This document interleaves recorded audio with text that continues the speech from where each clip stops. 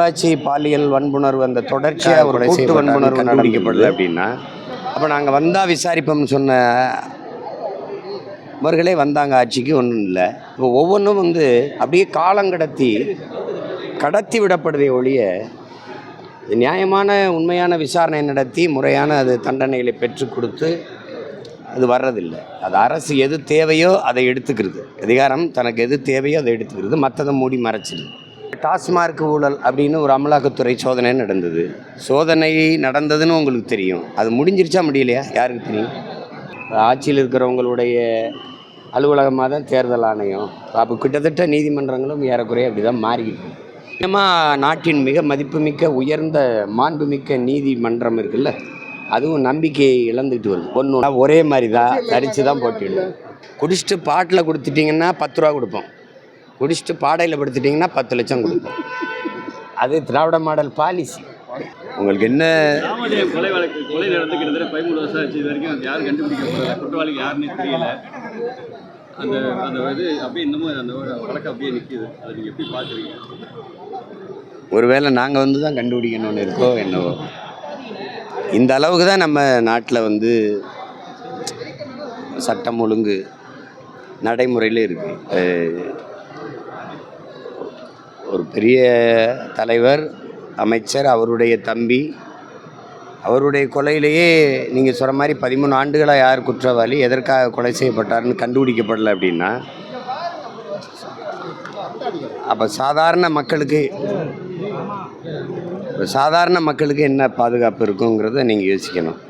அதை மாதிரியே சமாஜ்வாடி பகுஜன் ஜமாத் கட்சியினுடைய மாநில தலைவர் தம்பி ஆம்ஸ்ட்ராங் அவருடைய கொலையிலையும் ஒன்று அவர் பேசணும், இல்லை நம்ம பேசணும்.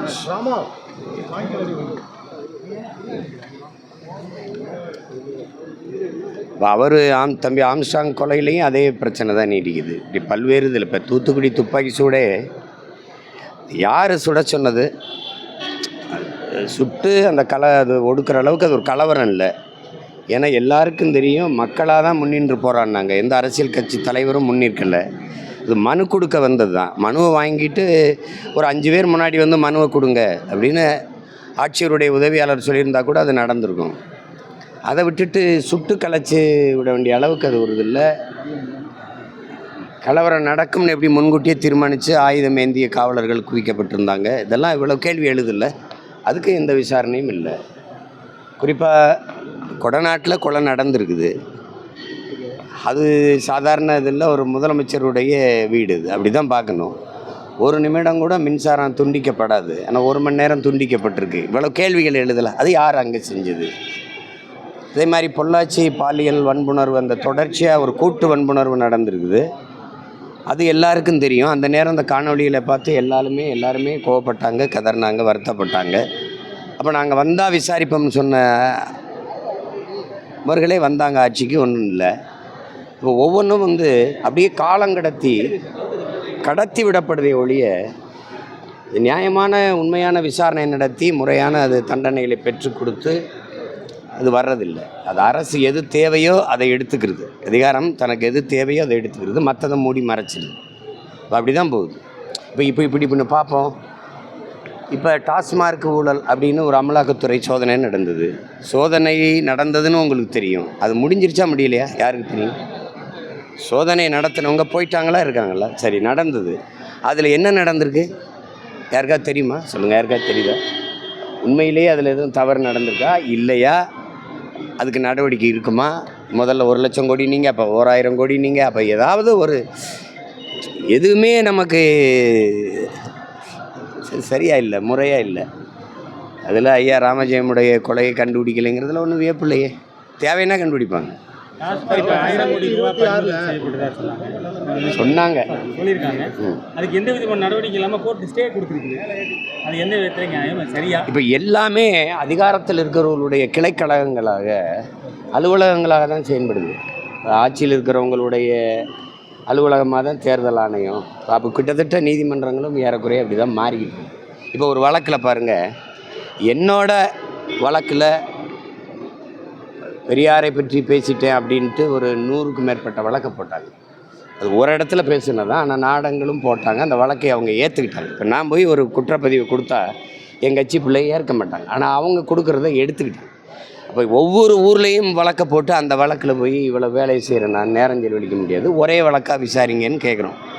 ஒரு இடத்துல ஒரே வழக்கு தானே, ஒரு இடத்துல போய் அதுக்கு மறுக்கிற அதே நீதிமன்றம் தம்பி செந்தில் பாலாஜியுடைய வழக்கை பல இடங்களில் ஒரே இடத்துல விசாரிக்க இருந்த தடை ஒரே இடத்துல விசாரிக்கக்கூடாதுன்னு கேட்குது. அந்த தடையை நீக்கில ஒரே இடத்துல விசாரிக்கலாங்குது. ரெண்டும் ஒரே நீதிமன்றம் தான். உங்களுக்கு புரியுதுன்னு நினைக்கிறேன். அப்போ இது கொஞ்சம் கொஞ்சமாக நாட்டின் மிக மதிப்புமிக்க உயர்ந்த மாண்புமிக்க நீதிமன்றம் இருக்குல்ல, அதுவும் நம்பிக்கையை இழந்துக்கிட்டு வருது. ஒன்று தேவைன்னா ஒன்று சொல்லுது, தேவையில்லைன்னா சொல்ல மாட்டேங்குது. சார், இப்போ நேற்று கருத்து கணிப்பில் அடுத்த முதல்வர் ஸ்டாலின் அப்படின்னு ஒரு 2வது இடத்துல விஜய்ன்னு சொல்லி ஒரு கருத்து கணிப்பு வந்து இது ஒரு கருத்து கணிப்பு தான். கடந்த காலங்களில் அவங்க எப்படி கருத்து கணிச்சிருக்காங்க அப்படின்னு இருக்குல்ல. ஒரு அங்கீகரிக்கப்பட்ட ஒரு கட்சி நாங்கள் பல தேர்தல்களை போட்டிகிட்ருக்கோம், தனித்து போட்டிகிட்ருக்கோம், 36 லட்சம் வாக்குகளை பெற்றிருக்கோம், இம்முறையும் போட்டிடுவோம். அப்போ எங்களை அந்த போட்டியில் நீ வச்சுருக்கணுமா இல்லையா? அப்போ உன் கருத்து கணிப்பின் நேர்மை தெரியுதா இல்லையா? என் கட்சி பேர் எங்கே? அப்போ நீ என்ன கணிக்கிறியா உன் கருத்தை திணிக்கிறியா? அது போய் பேசிட்டு இருக்க வேண்டியதில்லை. இப்போ நீங்கள் இவ்வளோ ஊடகங்கள் இருக்கீங்க, தேர்தல் நேரத்தில் நாங்கள் போட்டிடுறோம்ங்கிறயாவது சொல்லுவீங்களா? சொல்ல மாட்டீங்க, மற்றவையில் தான் வைப்பீங்க. இப்போ நாங்கள் எப்படி எடுத்துக்கிறோம், 64 விழுக்காடுக்கு தான் நீங்கள் கணக்கு சொல்லியிருக்கேன், மீதி 36 எங்கே இருக்குது, அது நாங்கள் தான்ட்டு போயிடுவோம். அவ்வளோ நிலைப்பாடு தேர்தலில் இதே மாதிரி கணித்து போட்டியா இல்லது வாய்ப்புகள் கணிச்சிருச்சு? அதே மாதிரி தான், ஒரே மாதிரி தான், தரித்து தான் போட்டிடுவோம். அது அரசியல் வியாபாரிகள், நாங்கள் போராளிகள், ரெண்டுக்கு வித்தியாசம் இருக்குது. நான் செய்ய வந்தது பொலிட்டிக்கல் ரெவல்யூஷன், பொலிட்டிக்கல் பிஸ்னஸ் இல்லை. உங்களுக்கு புரியுதா? இங்கே இருக்கிற தலைவர்களை பார்த்து வேலை செய்ய வந்த பிள்ளைகள் இல்லை நாங்கள். உங்களுக்கு புரியும்னு நினைக்கிறேன். அது பல அது நீங்களாக சொல்கிறீங்க, இருக்கா இல்லையா? நான் திரும்ப திரும்ப கேட்குறேன். 3 பேரை சுட்டு கொன்னீங்க, ஏன் கொன்னீங்க?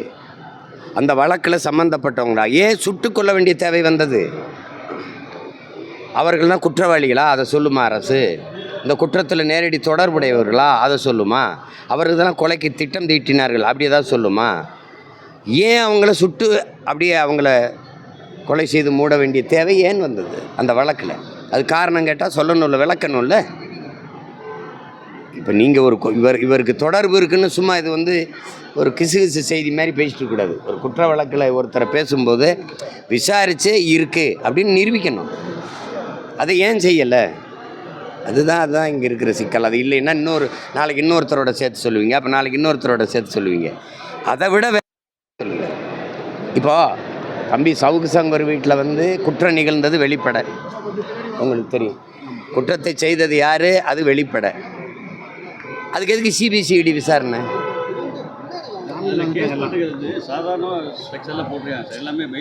நீங்கள் தானே குற்றத்தை செய்த நீங்களே. அதிகாரம் யார்கிட்ட இருக்கோ அவங்களே அதை செய்யும்போது உங்களுக்கு பாதுகாப்பாக தான். நீங்கள் பூனை குட்டியை கடிக்கிற மாதிரி தான். எலியை கடிக்கிறதுக்கும் தன் குட்டியை கடிக்கிறதுக்கு இருக்குது. எங்களையெல்லாம் எலியை கடிக்கிற மாதிரி கடிப்பீங்க, உங்கள் ஆளுகளை கடிக்கும்போது பூனை தன் குட்டியை கடிக்கிற மாதிரி கடிப்பீங்க. அது தெரிஞ்சது தானே. நீங்கள் என் வீட்டில் நீ எதுக்கு இந்த அழைப்பானையை ஒட்ட வேண்டிய அவசியம் இல்லை. நாள் எனக்கு கொடுத்தீங்க, நான் உங்களுக்கு விளக்குன்னு சொல்லிட்டேன், 2 நாள் விட்டு வர்றேன். நான் ஒசூரில் தான் இருக்கேன், நீங்கள் அழைச்சி சொன்னாலும் அது பயிரில் அனுப்புனாலே எனக்கு வந்துடும். அங்கே இருக்க காவலருக்கு தொலைநகரில் அனுப்புனாலே எனக்கு வந்துடும். அதை விட்டுட்டு போய் அவன் வீட்டில் ஒட்டு, நான் இல்லாத நேரம் பார்த்து ஒட்டி, அப்போ என் மனைவி இருக்காங்க, அவங்ககிட்டயாவது கொடுத்துருக்கலாம். ஒட்டிட்டதோட ஓ வேலை முடிஞ்சுது. அது வீட்டில் இருக்க நான் கிழிப்பேன், அதை என்னத்தையோ பண்ணுவேன். அதை கிழிச்சதுக்கு நீ அடித்து என் வீட்டிலே அடித்து இழுத்துக்கிட்டு போய் சிறைப்படுத்தினேன். 20 நாள் சிறையில் வைக்கிறேன். நீ குற்றவாளி, நீ அக்யூஸ்டு, நீ என்னை தண்டித்து என் வீட்டில் இருக்கிறது என்னை அசிங்கப்படுத்தணும்னு 20 நாள் வைக்கிற. நீயும் போய் உன் தரம், உங்கள் ஆட்சியின் தரம் என்ன சொல்லுது? அது சாக்கடை, அதுக்கு கழிவு அப்படின்னு காட்டுறதுக்கு ஒரு வீட்டில் போய் கழிவு கொட்டிட்டு இதே மாதிரி ஒவ்வொருத்தர் வீட்லேயும் கொட்டினா எப்படி இருக்கும்? அந்த வழக்கில் உங்கள் நிலைப்பாடு என்ன சார்? கொட்டிட்டு உடனே நீ கைது பண்ண. ஒரு பெரிய மனுஷி, அவனோட அம்மா, உங்கள் தாயாக இருந்தால் திட்டிட்டு பேசாமல் படுப்பீங்களா? சரி, அந்த வீட்டுக்குள்ளே ஒரு 10 பேர் இருந்தாங்க, வரும்போது அடித்து மண்டையெல்லாம் உடச்சிட்டான், பிரச்சனை ஆயிடுச்சு. எப்படி எடுத்துப்பீங்க? யார் வயசான பெரியவங்க இருந்தவொடனே வாய்க்கு வந்ததை பேசுகிறீங்க. அவங்கள வச்சுக்கிட்டே அவரை என்னென்ன கெட்ட வார்த்தை வசவான வார்த்தையில் இழி சொல்ல பேசுகிறீங்க. போயிட்டீங்க, போனவுடனே ஒப்புக்கு ஒரு 4 பேர் 5 பேரை கொடுத்துட்டு அது உடனே பிணையில் விட்டு வெளியில் விடுறீங்க. இங்கே என்னென்னா குற்றவாளிகள் கையில் அதிகாரம் இருக்கிறதுனால நான் சமூகமாக மாற்றப்படுது. குற்றங்கள் சாதாரணமாக நிகழுது. நம்ம தினம் இது மாதிரி பேசிக்கிட்டு புலம்பிக்கிட்டு என்ன இப்படி ஆயிடுச்சே, என்ன இப்படி ஆயிடுச்சே, என்ன இப்படி ஆயிடுச்சே, அதை தவிர வழி இல்லாமல் போயிடும். சார் இப்போ சட்டம் எப்படி இருக்கு? குற்றவாளிகளை சுட்டு பிடிக்கிறாங்களே, அந்த 2 வழக்கு நாளாக பார்த்தீங்கன்னா சட்டம்லாம் பிடிச்சிருக்காங்க. இயலாமை தான். சுட்டு பிடிக்கலைன்னா அவன் வந்து வெளியில் வந்து பேசினான்னா பல உண்மைகள் வந்துடும். அதுதானே நீங்கள் இப்போ ஒரு சுட்டு பிடிக்கிற அளவுக்கு செய்த குற்றம் என்ன? செயின் திருடனோனே சுட்டுருக்காங்க. இந்த போலீஸ்காரர் அந்த சங்கிலி திருடெல்லாம் சுட்டு பிடிக்கிற அளவுக்கு ஒரு பெரிய குற்றம் இல்லை. கை கால் உடைப்புலாம் நிறைய நடக்குதே சார். சாராயங்காய்ச்சி விற்றா 63 பேரை கொன்னதை விட அது பெரிய குற்றம் இல்லைல்ல. 10 லட்ச ரூபா கொடுத்தாங்க. அது கொடுப்போம். அது எப்படி கொடுப்போம்னா, குடிச்சிட்டு பாட்டில் கொடுத்துட்டிங்கன்னா 10 ரூபா கொடுப்போம். குடிச்சிட்டு பாடையில் படுத்துட்டிங்கன்னா 10 லட்சம் கொடுப்போம். அது திராவிட மாடல் பாலிசி. அதை ஒன்றும் பண்ண முடியாது. 2026 டிஎம்கேக்கும் டிவிக்கெல்லாம் போட்டின்னு சொல்லி சொல்லியிருக்காங்க விஜய் அவர்கள். அதை வரவேற்கிறேன். ஏன்னா திமுகவோட மோதி அழிக்கணும், அதை வீழ்த்தணும்னு நினைக்கிற என் தம்பியுடைய அந்த நிலைப்பாடுகளை அதை நான் வரவேற்கிறேன். திமுகவை வீழ்த்துறவர்களாம் பிரிஞ்சு இருந்தீங்கன்னா அது சாதகமாக இருக்காது சார்? பிரிஞ்சு எங்கே இருக்கும்? எல்லாருமே நான் வந்து இங்கே பாருங்கள், ஆள் சேர்த்துக்கிட்டு சண்டைக்கு போகிற மரபு எனக்கு இல்லை. இப்போ எங்கள் அண்ணன் எடுத்துக்கிட்டிங்க, எங்கள் தலைவரை வந்து எதுக்க உலக நாடுகளின் படையை துணை தேடி சிங்களர்கள் வந்தாங்களே ஒழிய அத்தனை படையும் எதிர்க்க எங்கள் அண்ணன் எந்த நாட்டிலையும் ஆள் சேர்க்கலை. சொந்த நாட்டு மக்களை சொந்த இன மக்களை வச்சு தான் போராடினார். அப்படி தான் நான் என் எதிரியை நான் தனியாக தான் சந்திப்பேனே ஒழிய, நான் வந்து இங்கே பாருங்கள், ஒரு 4 நாயை சேர்த்துக்கிட்டு வேட்டைக்கு போனால் சரியாக இருக்கும். 10 புலியை சேர்த்துக்கிட்டு வேட்டைக்கு போனால் நல்லா இருக்காது. அது இங்கே பாருங்கள், கூட்டத்தில் நிற்க வீரமோ துணிவோ தேவையில்லை, தனித்து நிற்கத்தான் வீரமும் துணிவும் தேவைப்படுது. நாங்கள் வீரர்கள் தனித்து நிற்கிறோம், மோதுறோம். அதில் போயிட்டு அவர் செய்கிறாரு அதே இதை நீங்கள் இத்தனை பேர் 100 தடவை கேட்குறீங்க. கூட்டணி இல்லாமல் எப்படின்னு ஒருத்தர் கூட கொள்கை இல்லாமல் எப்படின்னு யாரும் கேட்க மாட்டேங்க. கூட்டணி இல்லாமல் எப்படி வெல்ல முடியும்? கூட்டணி வச்சா தான் வெல்ல முடியும்னு என்ன மரபா இல்லை சட்டமா? சட்டம் எதிர்க்கு எதிரி எனக்கு நண்பன்னு சொல்லுவாங்க சார். பிஜேபிக்கு எதிரி டிஎம்கே தான், உங்களுக்கு எதிரி டிஎம்கே தான். அந்த வகையில் பார்த்தா வாய்ப்பு இருக்கா? அதெல்லாம் இல்லை, எதிரிக்கு எதிரி இல்லை. நாங்கள் வந்து எதிரியை தீர்மானிச்சுட்டு தான் களத்துக்கு சண்டைக்கு வந்தோம். யாரை எதிர்க்க போகிறதுன்னு தெரியாமல் அருவாளை தூக்கிட்டு வந்துட்டு வீதியில் நின்று எவனை வெட்டலாம்னு தேடலை, யார் வீழ்த்தணும்னு முடிவெடுத்துட்டு தான் போருக்கே வந்திருக்கோம். அதனால் எங்களுக்கு எந்த குழப்பமும் இல்லை, தடுமாற்றம் இல்லை.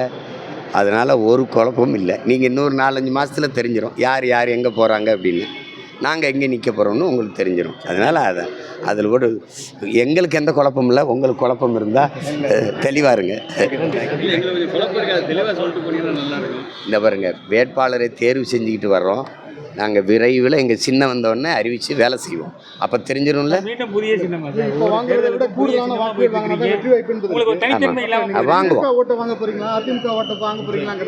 நாங்கள் வாங்க போகிறது திமுக, அதிமுக, பாரதிய ஜனதா அந்த கட்சி ஓட்டு இல்லை, என் மக்களின் ஓட்டு தான் வாங்க போகிறோம். ஓடிபிட்டையோ ஏடிஎம்கிட்டயோ டிஎம்கிட்டயோ ஓட்டு கேட்கல. நான் கேட்க போகிறது என் மக்கள்கிட்ட. அதனால் மக்களின் வாக்கை வாங்கி தான் நாங்கள் வெளில போகிறோமே ஒழி. தனித்தனி சின்னம்ங்கிறது என் கோட்பாடு. ஒவ்வொரு தேர்தலுக்கும் புதுசாக சின்னம் கொடுக்கணும். அமெரிக்கா மாதிரி எண் முறைக்கு வர சொல்கிறோம். அது 101, 102 அப்படி தானே இங்கே கதவு என்ன அப்படி தானே போட்டிருக்கு. அது மாதிரி கொடுங்கன்றோம்.